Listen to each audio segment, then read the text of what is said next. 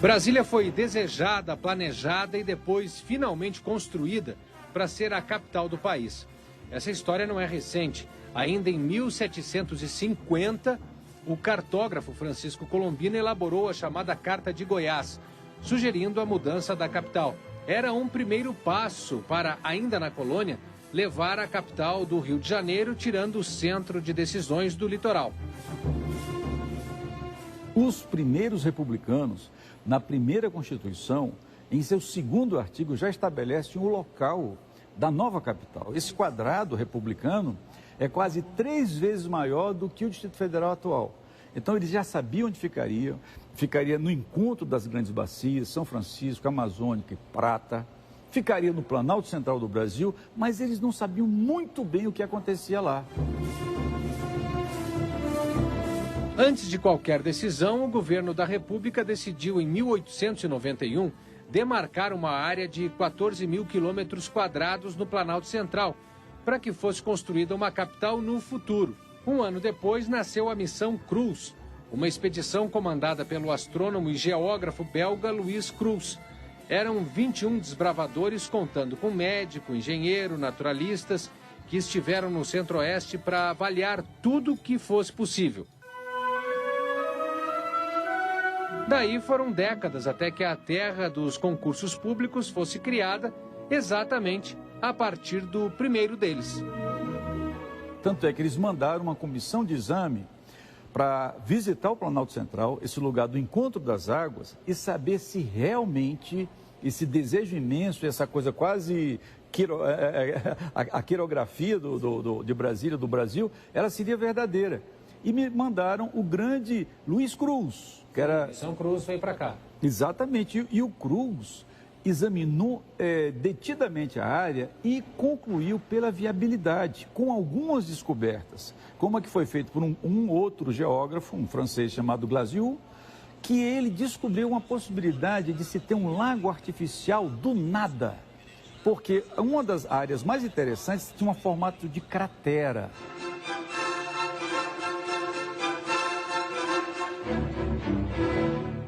Como você viu, a capital só virou realidade muito tempo depois, no governo Juscelino Kubitschek. Foi uma obra imensa, mas muito rápida também. Em 1956, começou a construção do futuro palácio do governo, esse aí, ó, o Catetinho, que em termos de engenharia não era nada mais do que um prédio de madeira dividido em salas e cômodos.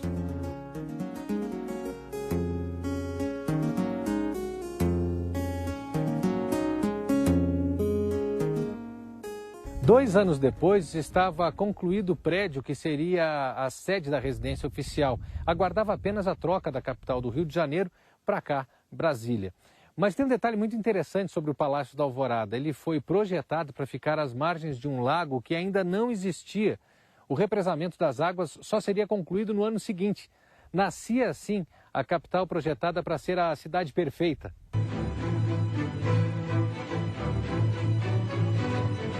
Nos cálculos dos arquitetos e urbanistas que trabalharam na aventura de realizar aquele sonho, um número. Brasília deveria ter 500 mil habitantes. Mas isso foi uma convenção para poder atender ao edital do concurso. O edital era muito bom, definia bem os equipamentos, toda a definição técnica, mas tinha um defeito grave. Não dizia qual era o tamanho da população. Então, é como se eu fosse um arquiteto que vou projetar uma casa, eu não sei se você quer 3 quartos, 6 quartos, ou se você quer Versailles. Então, eles definiram aleatoriamente o número mágico de 500 mil habitantes como objetivo de projeto. Foi numa canetada. Numa canetada e com a experiência desses urbanistas, desse grande planejador que era Israel também, eles disseram assim, 500 é um número que está ao alcance do prazo. Se a gente coloca urbanistas para fazer um projeto para 500 mil pessoas, eles vão fazer provavelmente numa fração de tempo menor do que seria o planejamento para 1 milhão de pessoas. Então, está de bom tamanho. Vamos começar com isso, 500 é o número inicial de Brasília. Mas o tempo passou e o crescimento do setor público e da qualidade de vida atraíram muita gente para a nova capital. A população explodiu. Brasília deixava de ser aquela cidade média e tranquila como se esperava.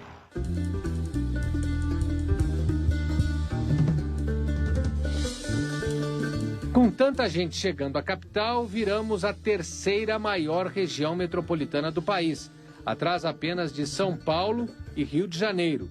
Cidades que têm quase 500 anos. Somando com o entorno, somos mais de 4 milhões de pessoas disputando espaço, riquezas, oportunidades todos os dias.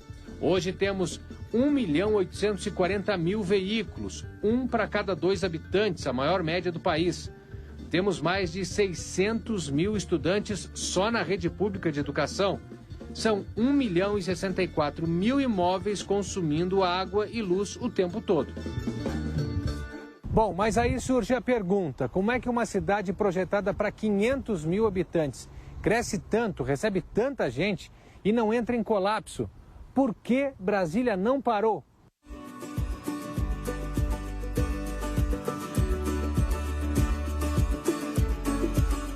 Esse aí, cheio de orgulho, é o Luciano. O que ele mostra é mais do que a soma dos veículos que ele cuida todos os dias. Representa para mim confiança, né? Porque uma chave dessa, para mim, é que nem um aparelho numa sala de cirurgia, entendeu? Então a gente tem que ter muita responsabilidade, porque tanto o que tem dentro do carro, como está botando o carro na vaga, dirigindo, né? Botando o carro na vaga, entendeu? Para as pessoas que deixam a chave, entendeu? Então é uma confiança, então tem que ter essa confiança. Com tanto carro nas ruas, a demanda por vagas é enorme. E o ceilandense vem para o centro de Brasília desde os 16 anos para multiplicar. Com ele aqui, cada 10 vagas disponíveis viram 30 ou 40, só estacionando e liberando todo dia. Ah, como bom empreendedor, teve visão e adicionou o serviço de lavagem no pacote. Não é um emprego, é carteira assinada, porque trabalho não adianta dizer que não tem, que tem trabalho, entendeu? Trabalho não tem daquela função que a gente quer, entendeu? A gente estuda para ser doutor, então quando não tem de doutor, a gente vai fazer outra coisa, entendeu? Então, como eu não estudei, eu resolvi vir para cá, né, entendeu? Aguardar carro, entendeu? Para formar a minha família, entendeu? Meus filhos. Hoje, aos 44 anos, Luciano tem 15 clientes fixos, mais dezenas que passam aqui eventualmente. Quem para por aqui, paga se pode, como pode e quando pode. Fez das esponjas e do sabão a receita que, temperada com muita confiança, rendeu o sustento dos filhos, que já têm nível superior. Uma vida inteira cuidando dos bens dos outros e, sem perceber, ajudando a cidade a não parar de rodar. Agora o estacionamento estava lotado, entendeu? O carro na frente um do outro, porque não tem estacionamento. O pessoal coloca o carro aqui e me entrega a chave, então eu tenho que ficar manobrando para não parar o estacionamento, porque senão para o estacionamento.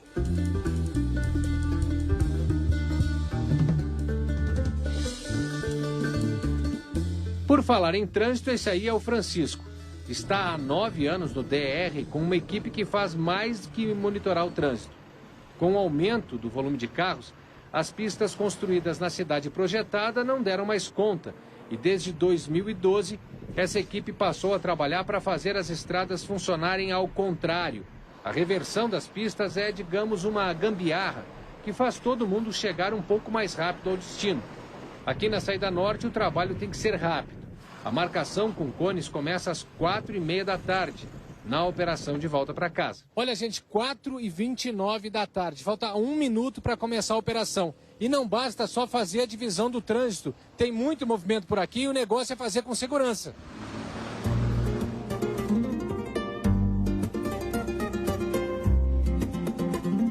São 80 mil carros por dia e se o trabalho na pista atrasa, a fila fica maior. E mais tempo vai levar para o congestionamento acabar. Esse trabalho aqui é contínuo, todos os dias da semana úteis, de segunda a sexta, ininterrupto.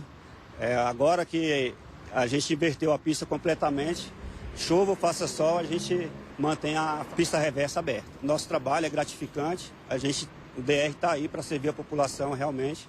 A gente vê que surtiu muito efeito e para nós, agente de trânsito, é gratificante trabalhar aqui na Operação Reversa Colorado. Com tantos carros e o avanço da construção, uma medida tornou-se urgente. preservar o cerrado, uma das mais importantes fontes de água para o país.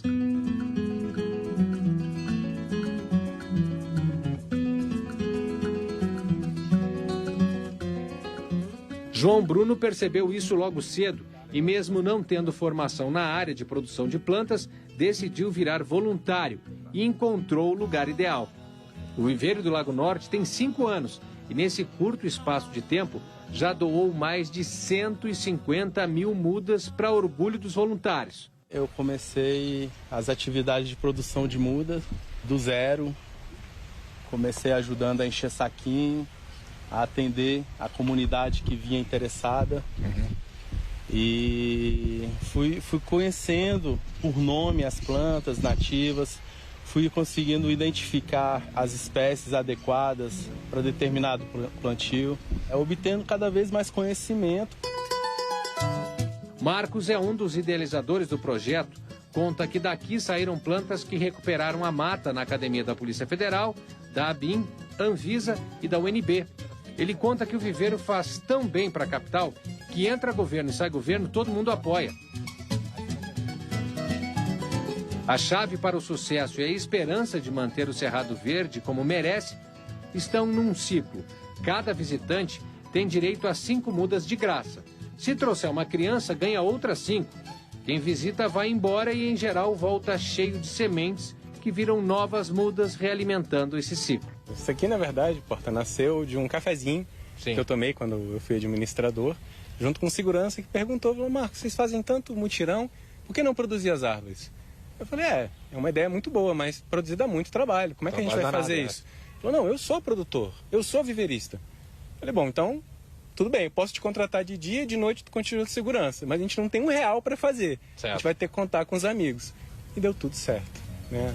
Isso aqui veio do IBRAM, a madeira veio da UNB, o arame veio da Nova Cap, as pessoas trouxeram saquinhos, daqui a pouco tinha gente entrando por todo lado e a gente viu que isso aqui era uma coisa muito maior do que a gente tinha pensado. Tá certo, Marcos. Muito obrigado pela participação, pela atenção aqui. Sucesso e parabéns. Um baita projeto, viu? Eu que agradeço. Pô. Mais 60 anos e mais muitos viveiros por aí.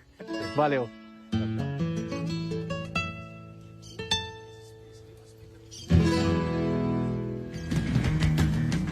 Tudo bem. Muita gente veio para cá, se adaptou e passou a gostar da capital. Bom, aí vieram os filhos e a pequena cidade para 500, 600 mil pessoas. Hoje tem um número de estudantes muito maior que isso. Você já sabe o que aconteceu com a demanda por escolas, né? Todos os dias tem gente entrando e saindo da sala de aula, fazendo prova, comendo a merenda, em um complexo sistema que envolve educação pública e privada. Você já pensou em quantas pessoas têm a sua vida afetada pela rotina da educação? É aí que entra em cena a professora Eveline da Cunha Queiroz. Ela é ouvidora da Secretaria de Educação. Mas eu vou continuar chamando ela de professora mesmo, porque esse era o sonho da menina que estudou na Escola Normal de Brasília lá nos anos 80. Em 98, realizou outro sonho. Passou no concurso e foi para a sala de aula.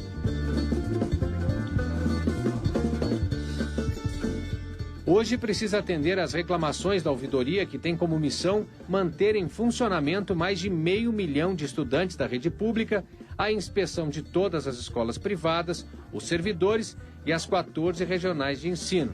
Em 2007, quando a ouvidoria foi criada, recebia 100 mensagens por mês, o que já dava trabalho. Agora são mais de 1.700 demandas. É gratificante porque a gente conseguiu abrir esse canal de comunicação com todas essas pessoas. A gente atende desde o aluno até a família do aluno, a vizinhança da escola, os servidores, a família dos servidores, que muitas vezes nem está aqui no Distrito Federal e nos procura, preocupados muitas vezes com o bem-estar dos nossos servidores. Sente falta da sala de aula? Sinto falta da sala de aula. Eu confesso que eu sinto, tenho os meus alunos no coração, sinto muita falta da sala de aula. E por que você virou professor? Por que você decidiu ser professora? Eu acho que eu já nasci meio professora, sabe? Assim, eu sempre gostei de brincar de escolinha, de dar aula.